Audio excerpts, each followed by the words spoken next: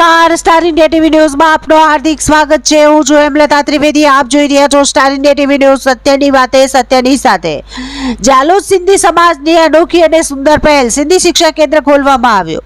સિંધી સમાજની વિલુપ્ત થતી ભાષાને પ્રાધાન્ય આપવા માટે નિર્ણય લેવામાં આવ્યો। ભારત દેશમાં હજારો બોલી સાથે સાંસ્કૃતિક વારસો ધરાવતો દેશ છે।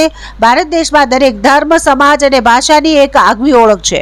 ભારત દેશમાં દરેક સમાજના લોકો વ્યાપારિક રીતે કામગીરી કરવા માટે અલગ અલગ રાજ્યો, જિલ્લા તેમજ ગામમાં જઈ પોતાની રોજગારલક્ષી કામગીરી કરવા લાગ્યા, જેથી જે તે સમાજના લોકો જ્યાં વસવાટ કર્યો હોય ત્યાંની માતૃભાષા અને જે તે વિસ્તારની લોકલ ભાષાને પ્રાધાન્ય આપવા લાગ્યા, જેથી અલગ અલગ સમાજના દરેક લોકો પોતાની મૂળભૂત ભાષા ધીરે ધીરે ભૂલવા લાગ્યા અને જે તે મૂળ સમાજ અને તેને લગતી ભાષા ભૂલાતા જે તે સમાજની મૂળ પોતાની આગવી ઓળખ જે હતી તે ભૂલાવા લાગી।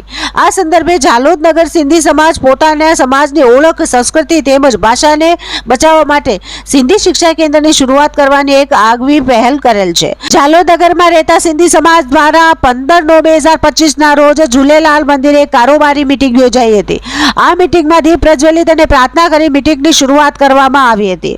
આ મહત્વપૂર્ણ મીટિંગમાં સિંધી સમાજ પોતાની મૂળ ઓળખ, સામાજિક રહેણીકરણની ભાષાને મહત્વ આપવા માટે મુદ્દાઓ પર ચર્ચા કરવામાં આવી હતી, જેને લઈ સિંધી સમાજ દ્વારા સમાજની સર્વસંમતિથી સિંધી ભાષા માટે સિંધી શિક્ષા કેન્દ્ર ખોલવા માટે સંમતિ આપી હતી।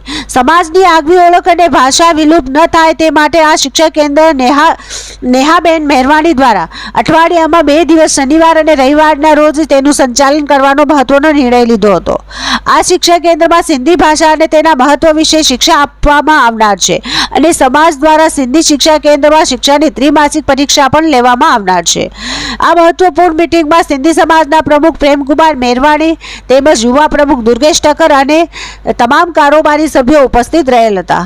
Star India TV news Jhalod reporter Pankajbhai Pandit, જિલ્લા દાહોદ।